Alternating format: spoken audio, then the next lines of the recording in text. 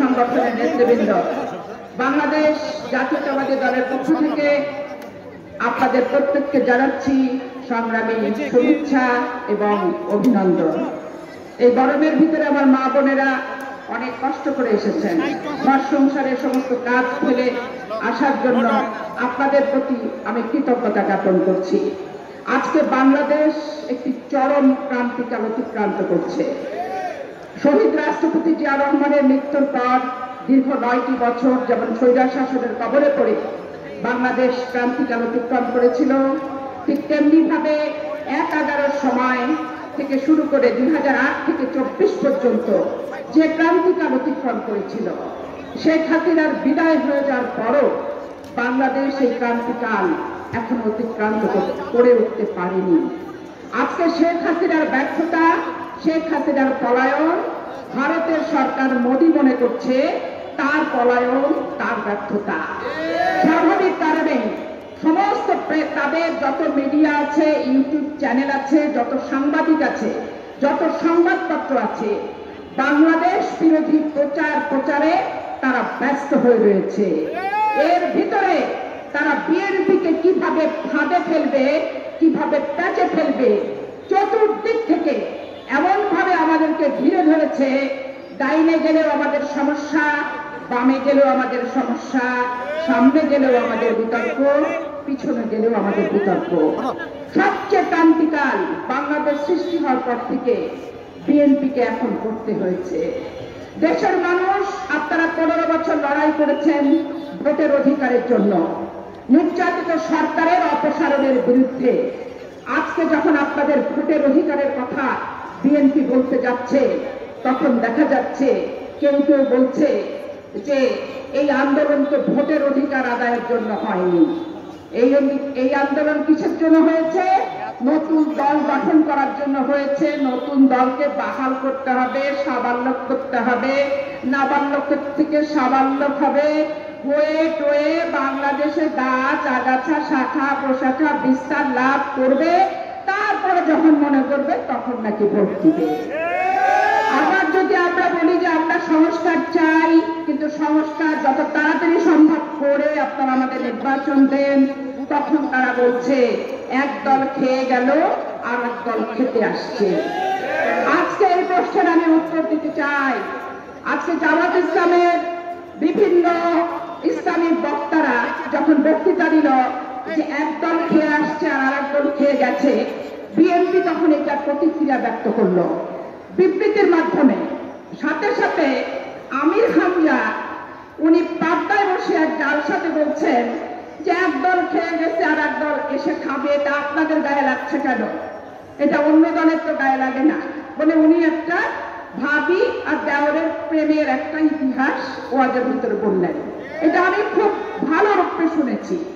আমি এখন আমির হামজাকে বলতে চাই, বাংলাদেশে 5 বছর আওয়ামী লীগ আসলে 5 বছর বিএনপি গেছে, 5 বছর বিএনপি থাকলে পরের 5 বছর আওয়ামী লীগ আসছে।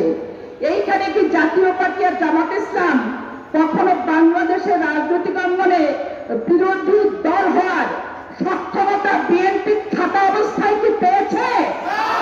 তাহলে বিএনপিকে উপলক্ষ করে যদি আমির হামজা ইসলামিক জল ছাড়া নামে কথা বলেন, সেইটার প্রতিবাদ শুধু বিএনপি না, বাংলাদেশের 18 কোটি ভোটার একত্রিত হয়ে এবং আপনার এই বক্তব্যকে প্রত্যাখ্যান করবে। আমি বলেছিলাম একটা ইউটিউব সাক্ষাৎকারে যে আজহারী সাহেবকে নিয়ে, আজহারী সাহেব যখন যশোরের বক্তব্যে বললেন যে একদল গেছে আর একদল আসছে খাওয়ার জন্য, তা আমি বললাম যে আজহারী সাহেব তো নিজেই আসছে মালয়েশিয়া থেকে সুন্দর পরিবেশে খাওয়ার জন্য।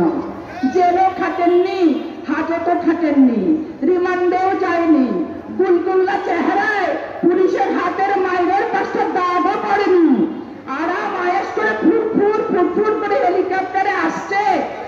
আর জামাত ইসলামের মঞ্চে উঠে বিএনপিকে সবক দিচ্ছে। এই কথায় বলাতে ওনাদের গায়ে অনেক ঝাল ধরে গেল। ওইখানে আবার এই আমির হামজা বলছেন পাপিয়া না, আমি পাপিয়া বলবো না, অন্যটা বাদ দিয়ে দিল ভাই, দিয়ে শুধু পাপি বলল।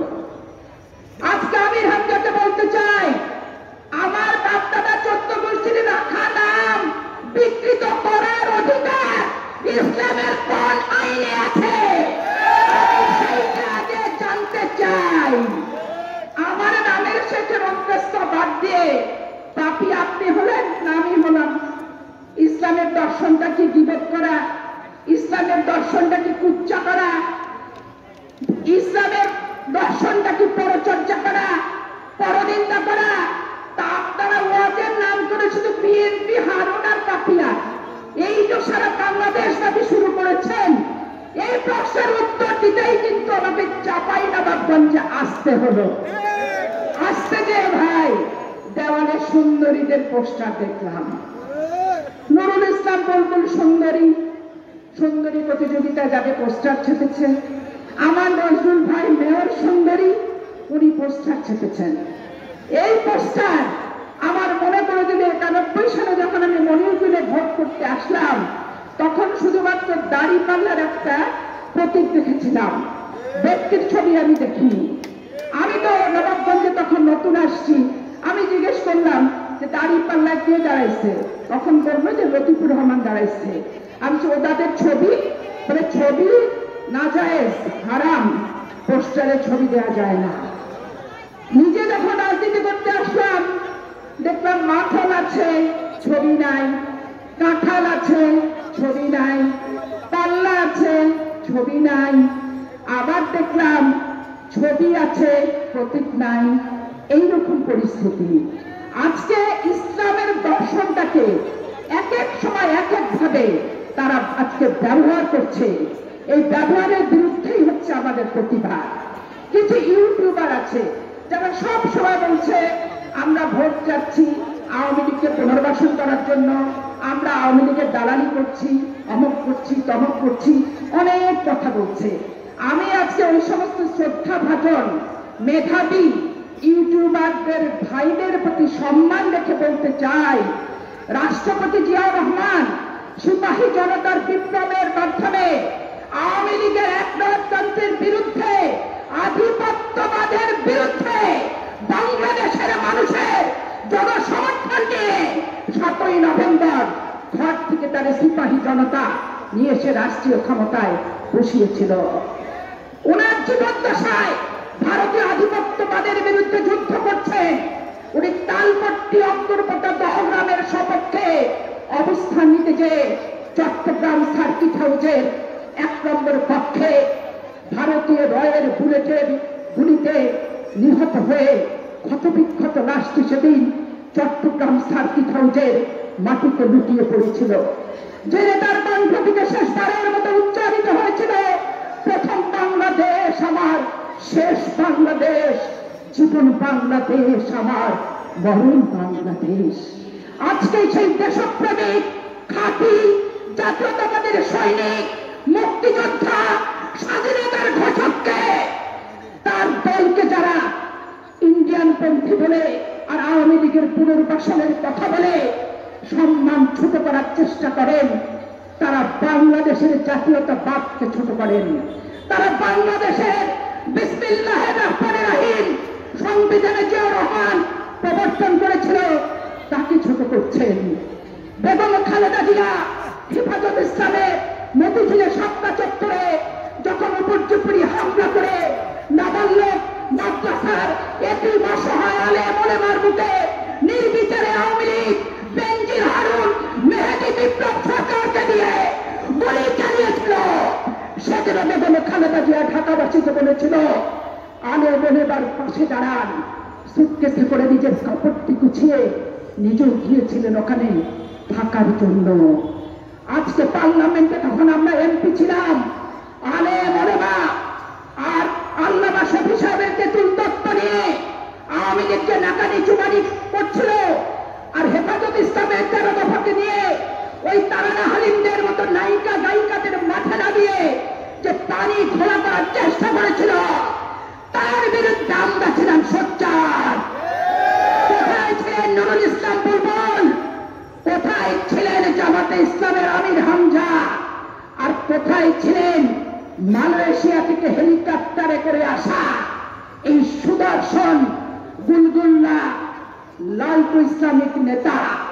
আর মহিলাদের বাড়িতে বাড়িতে কোরআন শরীফ নিয়ে যারা জামাতের বার্তা পৌঁছাচ্ছেন তারা সেদিন কোথায় ছিলেন? অনেক জুম্মা মসজিদে চাঁপাইনবাবগঞ্জে নুরুল ইসলামের ভোট চাচ্ছেন ইমাম সাহেবরা। 15টা বছরের কথা মনে করেন। আওয়ামী লীগের অত্যাচারে অনেক আলেম ওলামার কারাদণ্ড হয়েছে, জেল হাজত হয়েছে এবং দীর্ঘদিন নির্যাতনের শিকার হয়েছেন। লজ্জাস্মরণ অতীতের ইতিহাস একটু স্মরণ করতে হবে। একজন জুম্মা মসজিদের ইমাম সকল মুসলমানদেরকে নামাজ পড়ানো তাদের দায়িত্ব, কোন ব্যক্তির ভোট চাওয়া তার দায়িত্ব না।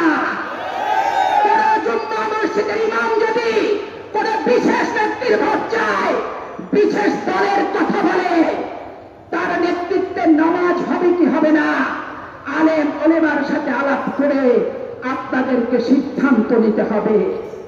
আজকে স্কুল কলেজের বাচ্চাদের সরকার প্রধানরা যদি কোনো মিছিল মিটিং আনে, এইটা অপরাধ হয়।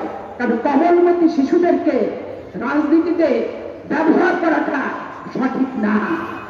জামাত ইসলামের যেখানে মিটিং হোক, সারা বাংলাদেশের মাদ্রাসার ছাত্রদেরকে বাধ্যতামূলক ভাবে তারা হাজির করছে, তারা উপস্থিত করছে।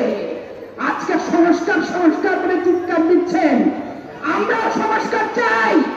বাংলাদেশের কোন ইমাম, বাংলাদেশের কোন ওলামা, বাংলাদেশের কোন আলেম বাংলাদেশের ক্রান্তিকালে জনগণের সপক্ষে থাকতে পারবে, কিন্তু কোন বিশেষ দলের মোনাজাত, বিশেষ ব্যক্তির ভোট, বিশেষ দলের মিটিংয়ে উপস্থিত হতে পারবে না। এই সংস্কারটি আমরাও চাই। আজকে ঢাকার ইসলামী ব্যাংক ছিনতাই হয়েছে ভাই, বলতে লজ্জা লাগে। আপনাদের এইখানকার একজন এমপি প্রার্থীর ভাই, যার নাম মাসুম, ওই ছিনতাইয়ের সাথে জড়িত।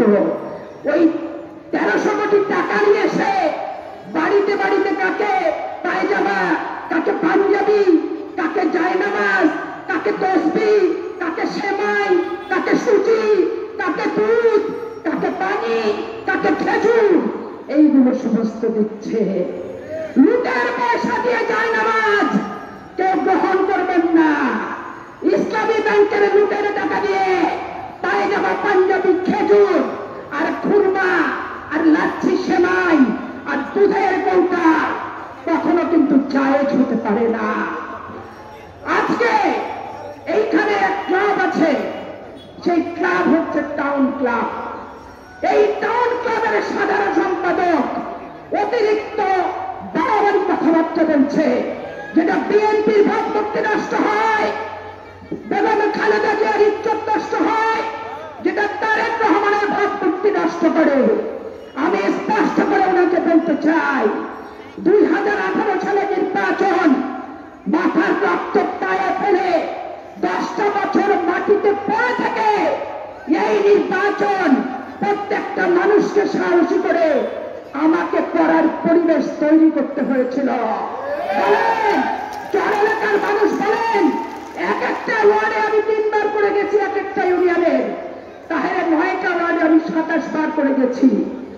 ওদের খপ্পর থেকে আমি আপনাদের